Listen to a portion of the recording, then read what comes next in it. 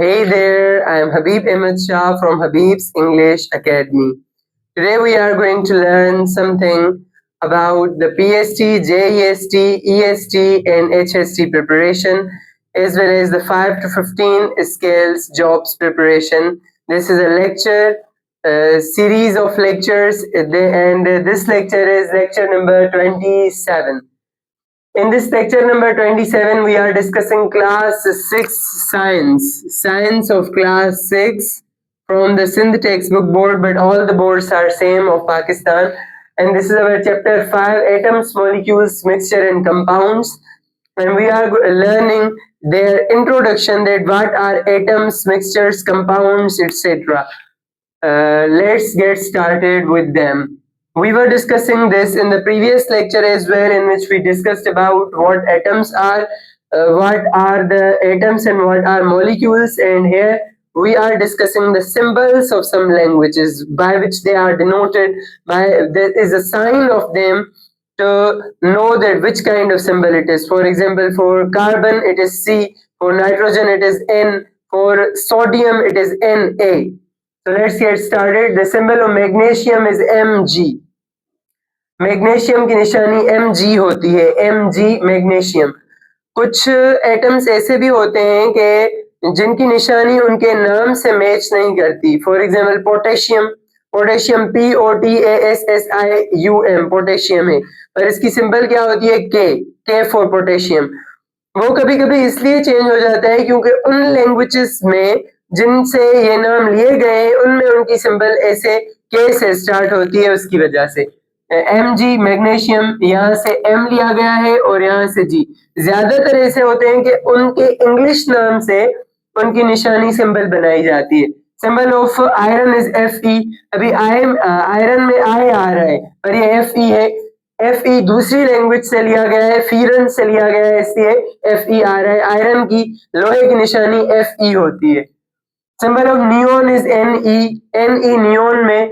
अभी नियोन जो है वो कहाँ इस्तेमाल होती है? नियोन गैस इस्तेमाल होती है एडवर्टाइजमेंट की, साइंस के लिए, जो चमकने वाले लगते हैं, कोई शॉप वगैरह होती है वहां पर नियोन जो है लगाई जाती है एडवर्टाइजमेंट के लिए.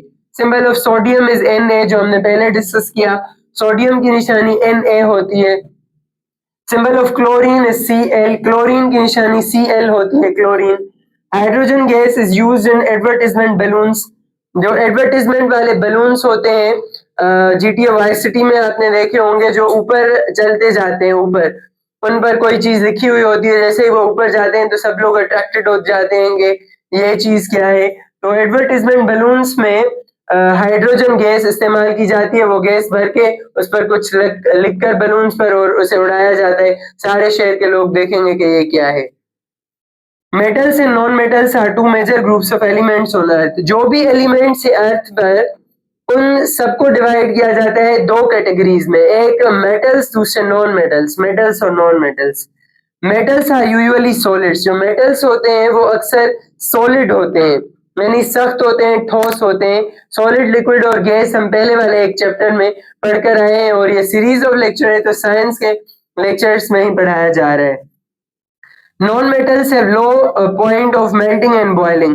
जो मेल्टिंग पॉइंट क्या होता है और बॉइलिंग पॉइंट क्या होता है, सबसे पहले तो हम ये समझ लें. मेल्टिंग पॉइंट या बॉइलिंग पॉइंट, किसी भी सब्सटेंस को हीट दें और वो मेल्ट करे, पिघल जाए, या किसी भी सब्सटेंस को हीट दें, गर्मी दें और बॉयल हो वो, तो उसे क्या कहते हैं? उसे उसका मेल्टिंग पॉइंट या बॉइलिंग पॉइंट कहते हैं. यानी पॉइंट स्टार्ट होता है कि यहाँ से इसका पॉइंट स्टार्ट है और फिर और ज्यादा करते जाएंगे तो वो बढ़ता जाएगा.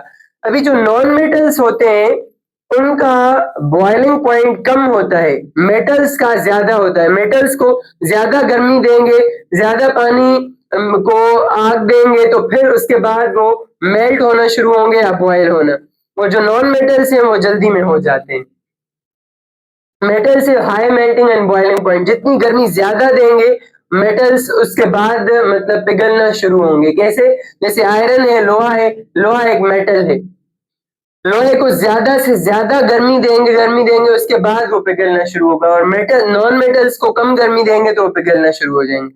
Metals are good conductors of electricity, जो मेटल्स है वो इलेक्ट्रिसिटी को जल्दी में कंडक्ट करते हैं।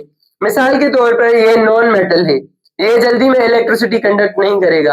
और अगर कॉपर की वायर हो जो मेटल है, वो जल्दी में इलेक्ट्रिसिटी